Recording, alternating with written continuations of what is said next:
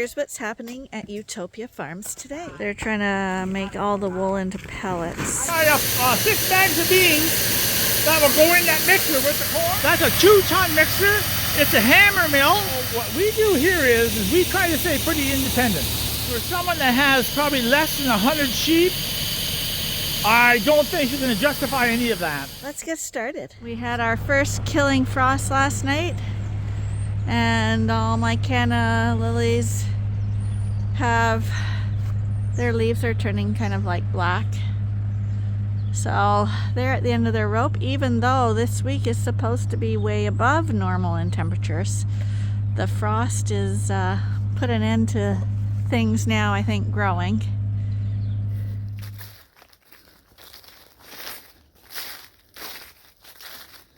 Let's see how much it froze last night.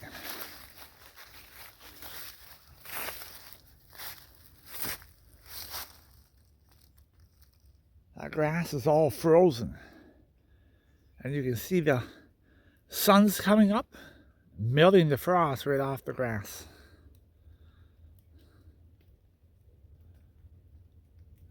Full moon last night,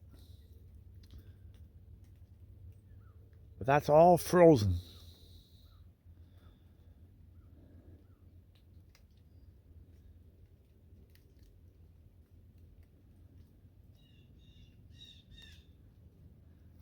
Well,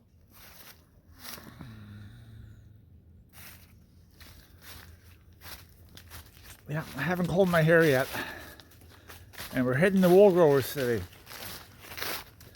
Taking a load of wool away. Just having my morning coffee. We gotta do some chores for about an hour and a half, an hour, and then we're heading out, and we're probably gonna get a tri-latte at Starbucks.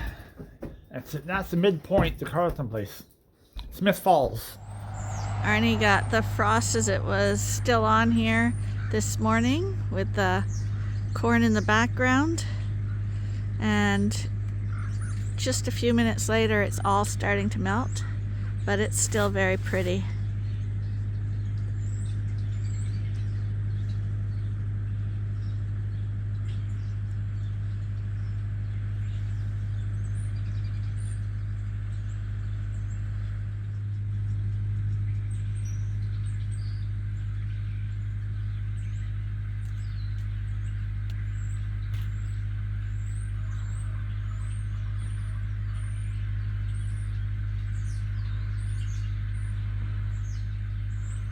Well, today we loaded up all our wool and we headed out to Carlton Place. We're at Wool Growers right now. There seems to be wool stacked outside, and Arnie's just gone in to see where they want us to put our wool. What's happening? The backup one. What time is it now? 10 to 1. Oh, okay. They're gonna have us load in a different spot because I think the depot is full. And I heard rumor that they can't find sales for the wool, and they don't know what they're going to do with it. So they said that they're trying to make all the wool into pellets that go into gardens, and they don't like to ship the raw wool now because of moths or something. I don't know. We're just missing our creek feed again today. So somebody asked about a feed bank. So what that is, there's in this area here, this is not really a big cash crop area, but there's quite a bit of grain grown in this area, in between the rocks and the swamps. But a grain bank is, so all my corn and beans are sold off the farm. They're brought into grain elevators, these big large tanks that take thousands of tons of grain in storage. So that's where it ends up, and at that point it's dried, weighed, and I get a check back when I want to sell it. Or I can leave the grain in the tank, and now it's called the grain bank. So they're going to store it for me with a charge, and I can make up my mind when I want to sell it. So to get back to the point, I think what the viewer asked us, so what we do is we take all our beans off. Our beans are all sent away to the grain elevators, we call them, grain storage. But the guy that owns the tanks, those grain elevators, is the same person that does my feed rations and mix up the feed I need. So at that point, I tell him that out of all the beans that are coming in, put 10 tons of my beans in the bank. That means they won't be sold. They're going to stay in the elevator, and when I want them to come back to the farm, I can just bring them back. With the person I'm dealing with, there's no cost for storage at that point, as long as those beans are brought back to my farm. If I sell the beans, I have to pay storage. If they mill them and bring them back to the farm, there's no charge. So that's what we call a grain bank. So just while I'm talking about the subject, while they're in storage, I bring 1 ton of bags back every time I need them in bags, and they're about 40 kilo bags, okay? And they will microwave or roast those beans on a hot plate, I guess they call it. It smells like peanut butter, and then they run the bean through a roller, so then it comes back for my protein source. So that's what we use for protein source. And you can probably get a cheaper protein source than that, but since they are my own beans, it's probably in my best interest to use my own beans for a protein source. If you don't grow any crops, you can probably buy a protein source cheaper than that, which will use other ingredients to make up that protein. But beans are a pretty consistent protein level, and we use our own beans. So that's called the grain bank. So I'll talk a little more. I'll show you, it's going to be a little noisy here, but I'm going to show you what our beans look like when they come back. And our beans have a few ingredients in there. So just give me a second, and I'm going to show you what it looks like. So there are my 6 bags of beans that will go in that mixer with the corn. And that's what the beans look like.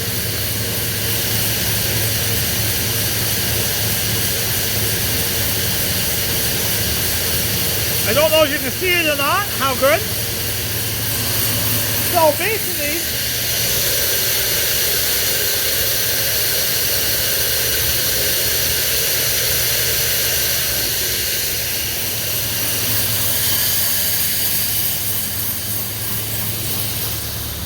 so when those beans come back, they have decocks on the beans for diarrhea on the lambs, or coccidiosis, I think it's called.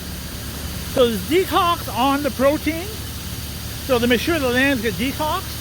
And there's limestone in there, and a few other things that the sheep need, he thinks. So in order to put limestone in that protein of beans, he has to add a little bit of stuff to it to make the limestone stick to the beans, that it doesn't separate. Okay, when you're mixing it doesn't all separate.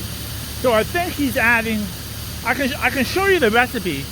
I think he's adding some a little bit of molasses to make a stick, and he's adding some soybean meal that's a little bit stickier, finer, that will make a stick.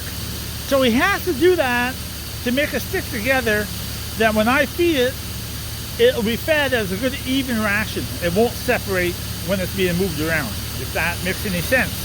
If it doesn't make sense, please let me know. So somebody else was talking about that their cost was pretty high with grain costs. So what we do here is we try to stay pretty independent. So I'm just going to show you something here.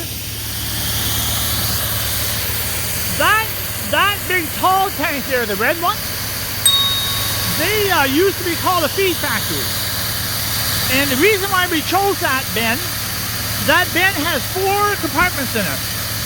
And it's gravity flow at the bottom, so there's no augers involved. And that's why we went to that route.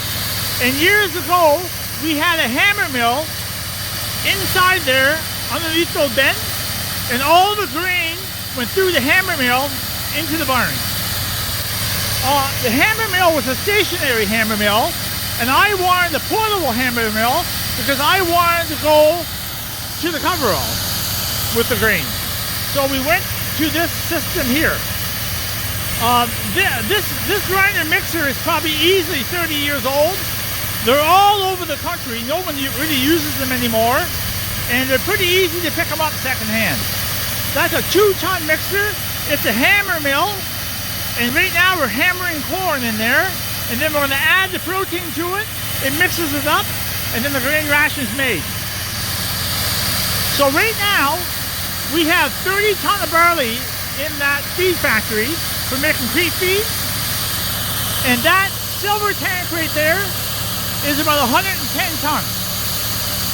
So if you want to make your own grain, the problem with this will be the ventilation in that tank alone 20 years ago was $10,000. So I would be pretty scared to ask what that tank actually costs today. And that tank there is not going to be cheap either. So that would be all your problems if you were going to make your own grain. So to be independent in your grains, yeah, there's going to be quite a bit of setup fee, like an investment up front. If possible, we probably have about 500 sheep today on the farm, and most of them tanks were already there for years, so we were pretty well set up. But if you had to set it up from scratch, it could be a little bit overwhelming. So where I'm going with this conversation is, how would you make cheap feed? Well, that's what it takes for us to make cheap feed. We have to have those tanks. We have to have that grinder mixer. And yeah, for someone that has probably less than 100 sheep, I don't think you're going to justify any of that. I think to set up a feed system, you pretty well have to have for sure 300 sheep, maybe 500, maybe even 1,000 to really make it pay back in 10 years, because it's a slow payback, eh? But that's what we're doing anyhow. So we make all our own grains, our own creep feed, and most of the pregnant sheep and mother sheep are being raised on cracked or whole corn, or it's been cracked, and alfalfa hay in those wet bales. Which actually, what I should do is, I always shoot my mouth off of my protein levels in that hay. But what I should do is pay the $35 and get that hay sampled, and then at least I know what I'm talking about when I'm telling you what I have and what I don't have. Because I always say it tests this much, but for my own curiosity, I should actually core one of those bales, and I'll just tell you what the protein level is and what the available feed is in those bales. But right now I'm mixing creep feed, and I'm getting ready for tonight. It's late. So that mixer right there takes about 20 minutes to fill it up, and I got a few other things to do, and I'll talk to you shortly. So I just got all the grain mixed right now, and I don't feed the sheep yet, and tonight I'll back that mixer right back into that barn, fill up that blue container, and that'll be enough for a whole week. And I'm ready to go. Oh, we got a couple sheep here that are going to visit us. A couple beautiful Suffolks. All nicely showing off. Aren't they beautiful animals? You know what the funny thing here is? There's not one white sheep in this group. Oh, actually that one way back there is a white one. Dorset. These are 6 Suffolks. But that's the thing about Suffolks. They're beautiful show sheep, aren't they? But these are actually lambs. They were born in January, 1st of February. So they're actually quite a size already. Now I'm going to talk about something else. So I'm going to talk about something else right now. I always enjoyed history. I don't know why. I just like history. It fascinates me. Fascinates me where we came from, and maybe where we're going to go, like over the edge of the cliff. Anyways, so did you ever notice when you go around the country and you see those old nice farm homes, okay? You know, those big 2-3 story brick homes with the wraparound porches, and everybody wants to get a hold of those old historical homes and they want to redo them, and they're so beautiful. Like most of them are brick and stone, and I mean, you know, limestone or whatever. So some beautiful ones here around the Kingston area from old farms, that were shut down and stuff. But you gotta do the math on that. You see, years ago, farmers that were pretty independent and were into dairy, or they didn't have a quota system that time, so they're into dairy, they had chickens, they were going to the market, they were selling their products. These farmers were highly valuable. They were the backbone of the countryside, and they were producing the food. Okay, so things have changed now. So now an average farmer doesn't put up a $2 million home. It's just not justifiable. Farmers just don't have that kind of cash kicking around. There are some pretty expensive farmers building homes, but it's rare that it's that much money. So that's the story on those homes. The farming industry has changed a lot. So you take that mixer there. That mixer, there's an address on that mixer. I know exactly where it came from. It came from down the road here, okay, to a dealership that's went out of business. I bought that mixer secondhand. I'm going to guess that mixer's every bit of 30 years old. Could be getting near 40. Those mixers were a real hot item one time because farmers are independent. They had their own grain storage. They fed their own grain. They fed their own cattle. They weren't running to the feed store. They were just going to the feed store for one thing, a protein source. But all the grains are coming off these farms. They're mixing their own grains in those hammer mills, and they sold millions of those all over the country, okay?